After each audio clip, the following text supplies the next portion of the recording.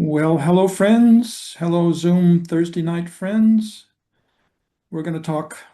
Chandra has done an excellent presentation on Israel. Thank you very much, Chandra. Totally agree with every comment she made. And now we're going to talk about the other big problem in the world, which is the Ukraine. And as you're aware, a war has been raging there for the past 3.5 years, as of next month.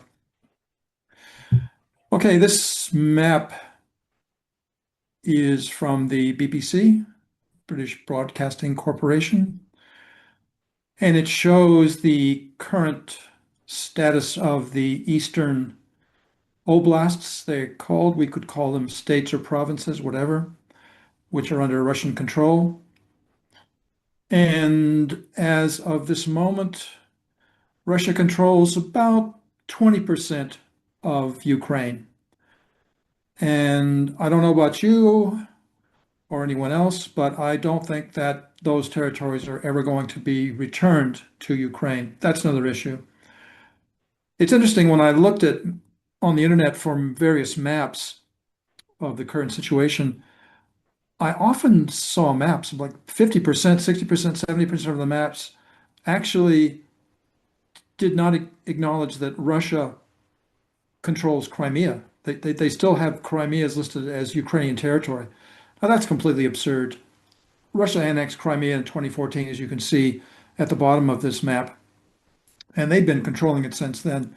So any map maker around the world who thinks that Crimea is still part of Ukraine, well, that's insanity. But the whole situation in Ukraine verges on the insane, as we shall see. Next slide, please. All right, we're going to talk about how many negative wrong actions on the part of major European nations and the United States. And these were planned and implemented through many years past, and they're still in effect, have created a super mess in Ukraine, which has led to immense suffering on the part of Ukrainian citizens and residents. Now, the situation for Ukraine and its citizens has degenerated to the point where it may be said that if the war does not end soon, the nation may cease to exist. And that's apparently a real possibility, despite the propaganda from the mainstream media and from Donald Trump. There are predictions that Russia may end up controlling all the eastern oblasts, 1/3 of the entire nation. As mentioned, they already control 4 of those oblasts and 20% of Ukraine. The other third, comprising the western portion of Ukraine, may become part of Poland and or Hungary. And so the remnants of Ukraine then would only be the central portion around the capital, Kiev. And that's a very real possibility, very real situation. Next slide, please. Before we discuss the current mess in Ukraine, which is not a pleasant topic, let's try to get some sort of spiritual perspective on the situation. Try to take an overview or a higher view of what is going on. And to that end, we examined some predictions made after the end of World War II by one of the Masters of Wisdom, Lord Djwhal Khul. And many of you know this, some of you may not know it, that he is the master also referred to as the Tibetan, who channeled the Alice Bailey books. He was the gentleman, the individual, who basically wrote the books. Alice Bailey, of course, received the transmission and had them published. But the source, the inspiration for those books came from Lord DK. Now, he wrote about how humanity could move forward through understanding and practice of a concept known as right human relations. Right human relations is a vast subject. We can't go into it in much detail, except to say that all the positive virtues that you know about, that we know about, compassion, kindness, caring, humility, sharing, all those good virtues fall under the banner or standard of right human relations.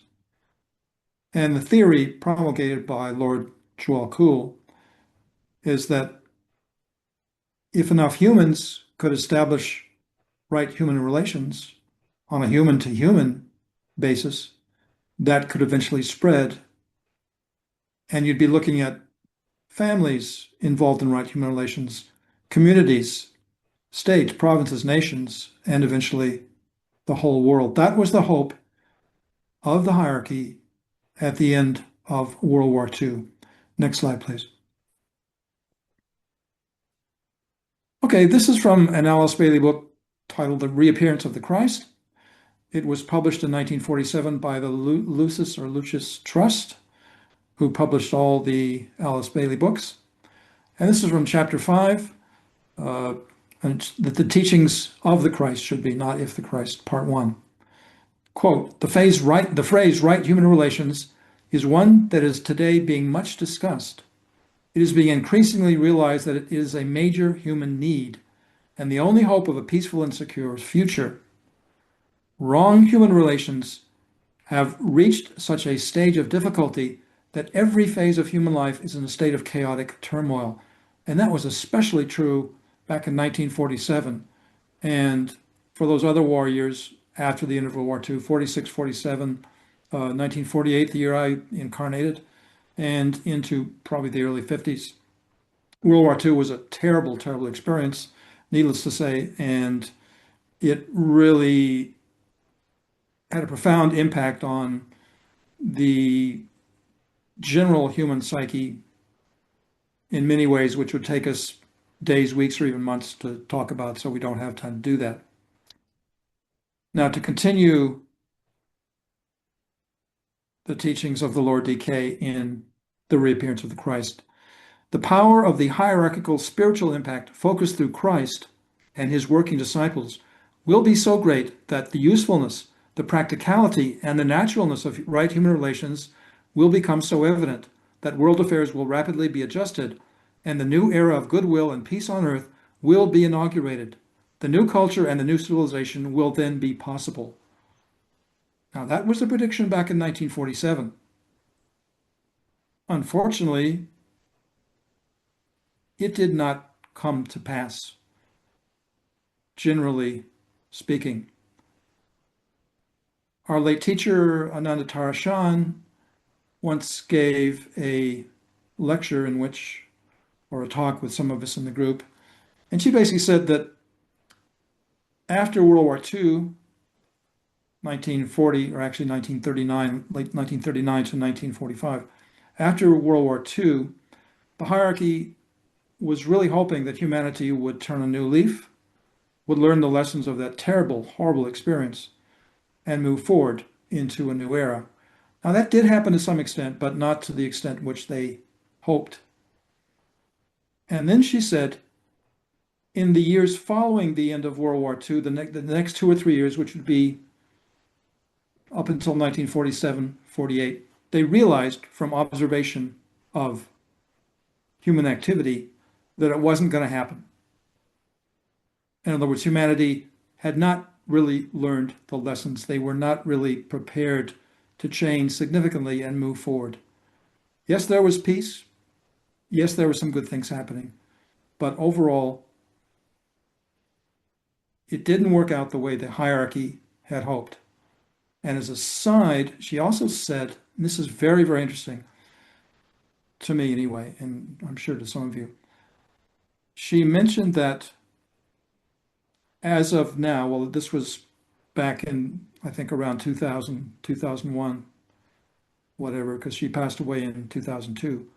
At that point in time, only about 1 in 10 of the disciples who had reincarnated on Earth were actually working for the hierarchy. By disciple, we mean, or in theosophical terminology, we mean an individual who has taken one or more of the great initiations on the inner, in other words, in their soul. The hope of the hierarchy was that many more disciples would actually come forward and work for peace, brotherhood, universal love, and so on. But unfortunately, didn't happen. And for only 10% of those disciples to be working for the hierarchy, is unfortunately a very small number. But she also provided an explanation. She said that for many disciples, the traumatic experience of World War II was so great, so profound, so significant in their consciousness and in the experiences they had that they either could not or would not be able, so they thought, could not or would not be able to work for the hierarchy in this incarnation. In other words, the post-World War II era. And that's why there were actually so few disciples actually working to change things. Now, I could mention names. I'm not gonna do that though. But we have seen some people who had fairly advanced in their spiritual age fall away, leave through whatever circumstances. And once again, I could talk about personalities, talk about names, but I can't really do it. It would take too long. So that's the situation we find ourselves in today, despite the great hope and optimism from the hierarchy and great masters like Lord Jwala Khul after the end of World War II. So today what we see widespread is not right human relations. Oh no. What we're seeing is wrong human relations, especially between nations. What are wrong human relations? Well, take all the negative principles you can think of. Fear, hatred, greed, exploitation, arrogance, etc., etc. That's what we see in international relations. Now, Chandra covered that very well in what she just stated about Israel. But you could look at any nation pretty well in the world. There may be some exceptions, of course, but most nations are practicing wrong human relations. And this is what we find ourselves in when we look at the situation in Ukraine. Next slide, please. Okay, one of the more recent and devastating developments against the NATO alliance that is backing the proxy war against Russia. And that's because when you strip away the rhetoric and propaganda and the misinformation and disinformation, that's basically the bottom line. It's a proxy war. NATO is using Ukraine as a proxy to try to destroy Russia. That's what it boils down to, whatever the propaganda.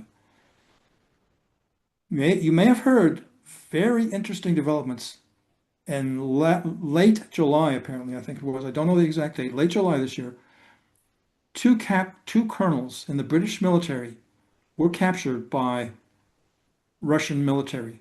Sorry, yeah, that's right, Russian military. And there was a reported capture of a British agent from MI6 in the Ukraine. But of course, as is usual with the media, you won't be hearing a whisper about any of that because it's simply far too embarrassing for the UK government, for the Ukrainian government, for NATO, and last but not least, the lying legacy media and its reporting of the Russia-Ukraine war during the past almost 3.5 years. And most of the reporting of the mainstream media has been basically a load of BS. It's just misinformation, disinformation, and outright lies, direct perversion of actually what is happening in whatever situation they're covering. Next slide, please. All right, this is from the website Anthony Howell Journal. And the title was Colonels Blake and Carroll. It was posted earlier in August. And it was titled Britain's Covert War, the Illegal Deployment of UK Officers in Ukraine and the Crisis of Accountability. Quote, in a case that has ignited international scrutiny and sharp criticism, the United Kingdom stands accused of flagrantly violating international law through the covert deployment of military officers into active conflict zones in Ukraine. The recent capture of two British Army colonels, Edward Blake and Richard Carroll, by Russian special forces has laid bare a pattern of duplicity by the UK Ministry of Defence and further exposed the British government's clandestine role in escalating the Ukraine-Russia war. Initially, the Ministry of Defense insisted that Colonels Blake and Carroll were in London. No, they weren't captured in Ukraine, they were in London. However, photographic and forensic evidence presented by Russian authorities showed both officers in full military uniform operating in a contested zone in Ukraine. So the UK government shifted the narrative. They stated that the officers were simply tourists visiting battle sites. It was just war tourism, man. Nothing to get excited about. And that claim was met with international incredulity and domestic mockery. Next slide, please. And here are the two good colonels whose future, I'm afraid, is not looking very rosy at this point in time. They, as you can see, are captured. Their hands are bound behind them, and they have their diplomatic passports on their laps. And you can also see some documents on the right leg of the colonel on the right. So this possibly could be an AI-generated image, but I don't think so. I think this is a real deal. And these guys, I'm afraid, are not looking forward to what the Russians have in store for them. Next slide, please. This is from the Anthony Howell Journal article. Contrary to the UK's assertion, Russia publicized that the captured officers were in possession of classified NATO military planning documents and diplomatic passports. And that direct evidence undermines their civilian cover story and highlights an organized military mission likely sanctioned at the highest levels of British command. Do you think that Keir Starmer was consulted about this? Well, I certainly do. He'll deny it, of course, because he's such a liar, but that's another story. The diplomatic passports raised troubling questions about whether these operatives were acting under a false flag operation or were engaged in sabotage missions within Ukrainian territory under direct UK orders. All right, and these are my comments.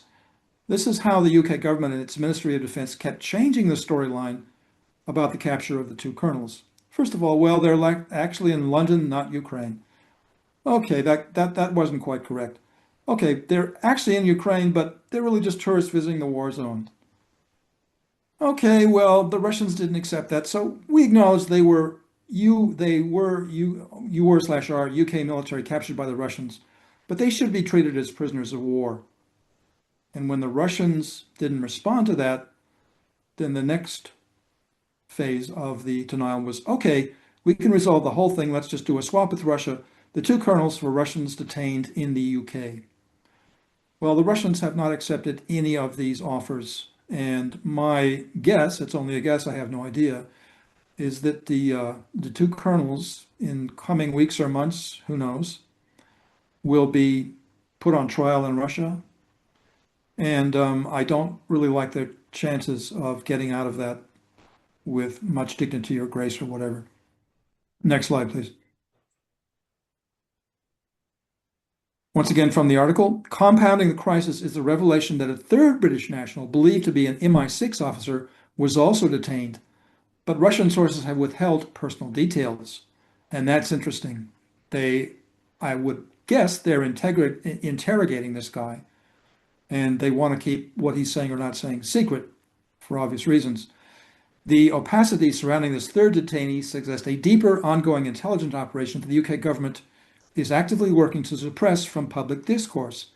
In other words, the UK government is blatantly, flatly, deliberately lying to its own citizens in the world about what really happened. This incident does not merely reflect rogue military adventurism. It reveals a disturbing normalization of an unlawful foreign intervention by the British government. The deliberate misrepresentation, the invocation of diplomatic immunity, and the demand for POW status for what were clearly covert military actors amounts to a gross abuse of international norms and treaty obligations. If substantiated, and I think this will all come out in the trial, if and when it happens, these acts represent not only a violation of the UN Charter and the Geneva Conventions, but also a brazen effort by the UK to fuel proxy warfare under the guise of NATO solidarity. The case of Colonels Blake and Carroll must be understood as part of a broader pattern of illegal hybrid warfare tactics employed by Western powers that continue to undermine global stability and erode the integrity of international law. In other words, wrong human relations, big time, capital letters. 10-foot high neon sign, wrong human relations. And by the way, if you look on the internet to try to get more info on this, you'll find some sources from the Western media saying, well, the whole thing never happened. This is all made up. It's a fantasy. It's being promulgated by pro-Russia, pro-Moscow websites and organizations. And these kernels will never captured. None of this is true, blah, blah, blah. So it's become so embarrassing for the Brits and so embarrassing for NATO that the Western media now is basically denying it even happened. So that is the level of denial and the level of misinformation slash disinformation that they're pumping out, because this is just so embarrassing. Next slide, please.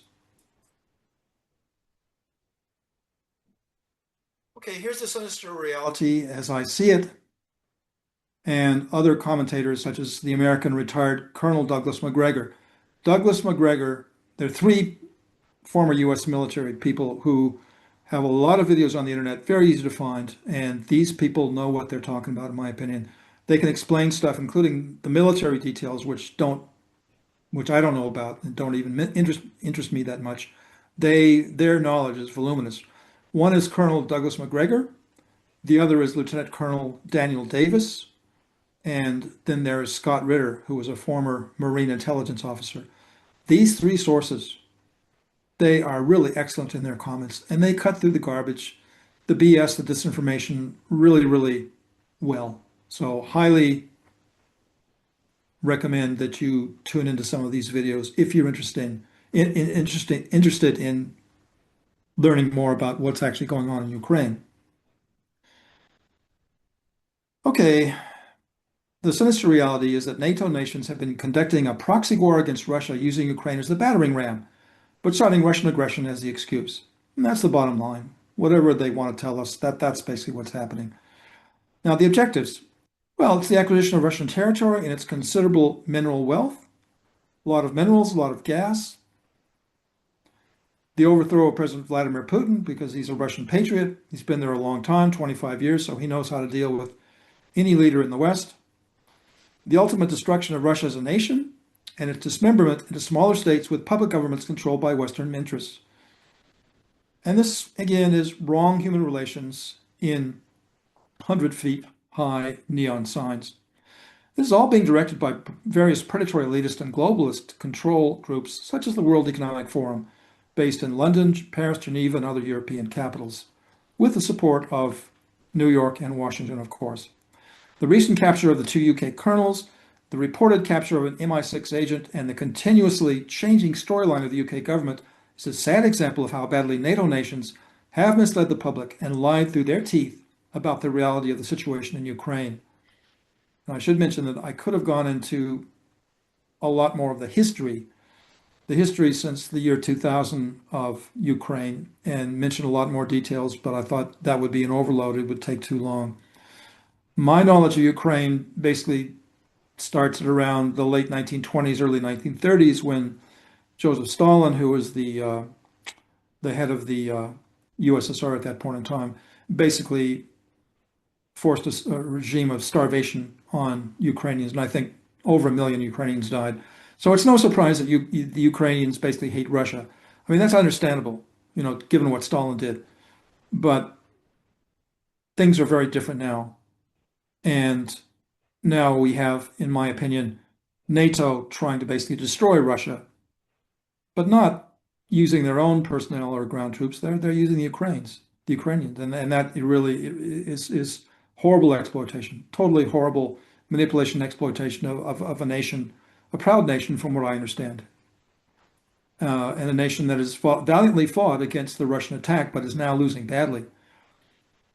By the way, if you haven't heard the latest, just in the last 4 days, the Russian forces on the ground have made considerable advances. They've surrounded the city of Petrovsk, and according to what Macgregor and Davis and Ritter are saying, the Ukrainians don't really have much of a line of defense behind those places. So once Petrovsk falls, and it's ready to fall, apparently, Russians are in the outer suburbs and they're ready to go, then there's nothing to stop the Russians between that point and Kiev. So it is really a critical situation in the Ukraine. It's not being reported much in the media. Yes, I did see one or two articles a few days ago that said Russia's made some territorial advance, but they didn't really give the details. But if you want to know how bad it is, look at the videos from McGregor or Davis or Scott Ritter, and you'll find out. Next slide, please. Well, guess who suffers the most in the midst of this ongoing mess? It's the long-suffering citizens of Ukraine, especially men in the age deemed suitable for military service. That used to be males in their late 40s. I mean, between 18 and the late 40s. But guess what? Recently, Zelensky signed a bill permitting 60-plus-year-olds to serve in the military. And this is a quote from the internet.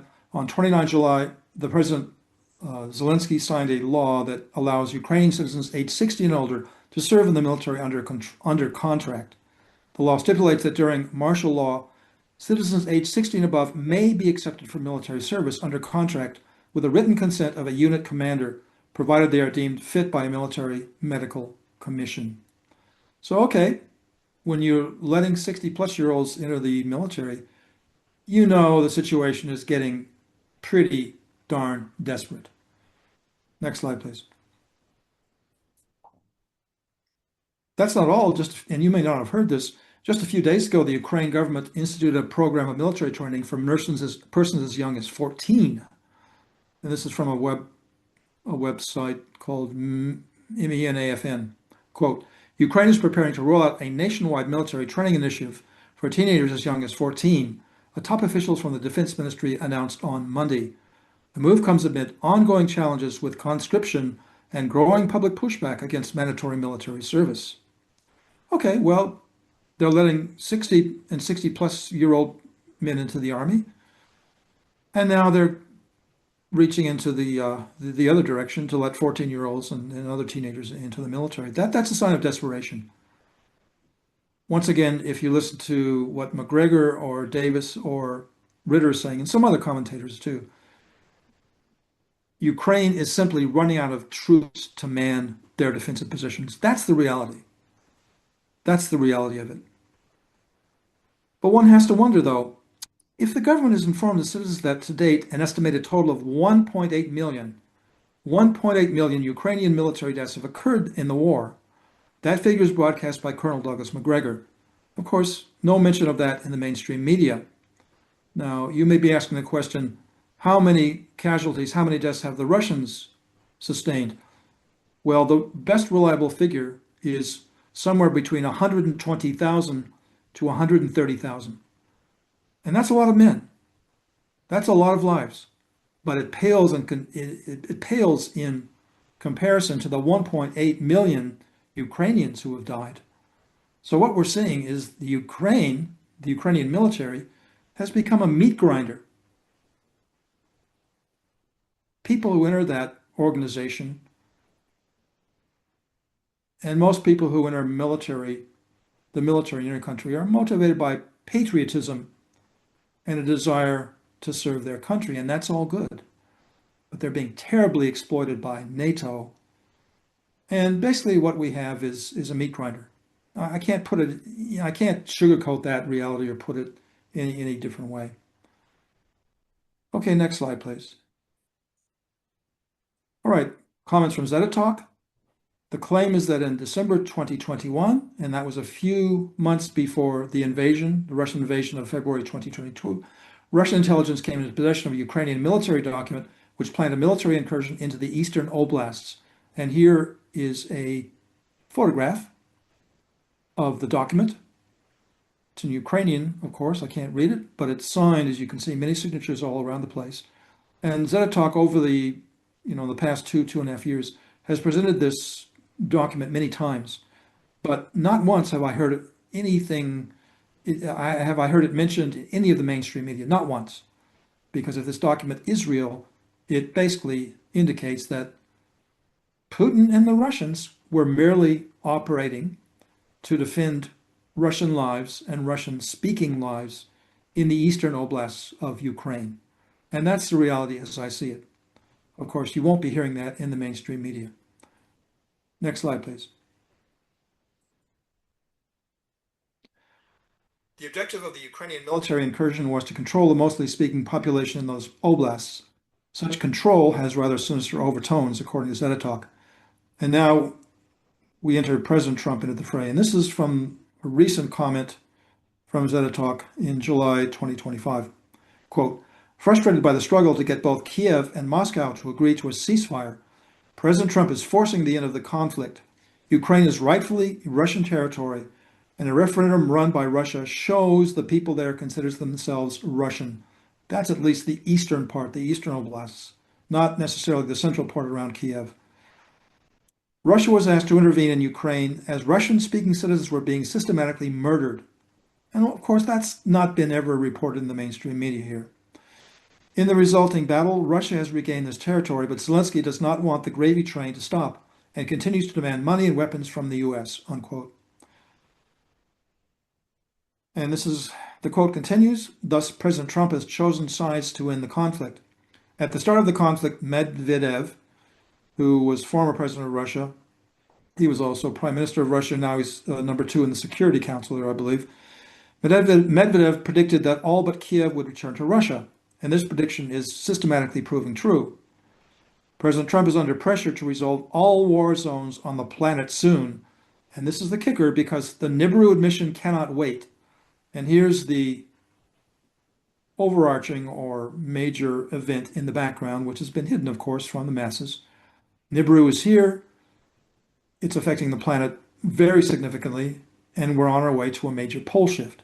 So this whole Ukraine conflict and this whole Israeli conflict, Gaza conflict, should be viewed within the context of the larger event taking place, which is we're moving toward a pole shift. Now to continue to the Zetatalk article, Nibiru has been announcing itself via Skyfire. We covered Skyfire a bit in the last week's presentation, and heavy debris. And now NATO's intention to invade Russia for its oil and gas fields via Ukraine is no longer a threat. There will be peace. Well, I hope so. I really hope that last sentence is true, but sadly, Zetatalk has been often wrong when it comes to political predictions, and I can't go into that. It's too complex, too long, too lengthy. But the mistakes that Zetatalk has made, at least the mistakes I'm aware of, relate to political predictions. So there will be peace, God willing, ojalá, but I'm not sure that will be the case. And of course, we know that in just a few days, Trump and Putin will be meeting at this military base in Alaska to talk about things. President Putin is coming with lots of cards, to use a sort of a Trumpian phrase. I don't think Trump has much to offer, quite frankly. And it appears to me that Trump thinks he can somehow pull a rabbit out of a hat, do some sort of magic deal with Putin, but that's not going to happen. Putin is too experienced. Putin knows that he has helped sacrifice 120 to 130,000 Russian lives during the invasion. And he's not going to agree to any stupid deal that Trump presents. So personally speaking, I'm not that optimistic about what might happen, but who knows? We can be hopeful. We can hope something good comes out of the meeting. Next slide, please. Yes, and all we can do is hope that peace prevails. But in order for peace to really happen in Ukraine, two things, probably many things, but two major things. First of all, they got to get rid of Zelensky. Zelensky, in my opinion, is a second-rate actor. By the way, if you don't know his personal history, he was an actor. He had a television comedy series or whatever before he ran for the presidency. He's a second-rate actor. He's a third-rate thug, but he is a first-rate deceiver. That's my opinion, my very unflattering opinion of the man. So they got to get rid of Zelensky and his little coterie of corrupt officials. And I didn't even have time to go into the massive corruption that's been going on in Ukraine. These billions of dollars from the West, America and other Western nations, a lot of that has been rorted into private bank accounts in the Ukraine. It's just absolutely shocking. The figures are absolutely staggering when you start to look at what's really going on. But not a word of that in the Western media. The other thing that has to happen is Ukraine, or what's left of Ukraine, has to agree not to join NATO. That's sine non qua, to use a Latin phrase. Putin will not accept anything less than that. So anyone who thinks that somehow Ukraine can join NATO, that is such a fantasy view that it boggles the mind. But we pray for peace. We hope for peace because the majority of Ukrainians, as far as I know, are good, honest, decent people. They want to live in a land of peace. They want to prosper. They want to be able to go out about their lives without worrying about uh, missiles coming down or a drone armed with a bomb going off over their head. And hopefully that can happen. But we'll see. We'll see what happens. Okay, that's the end of the slideshow. And I suppose now if anyone has any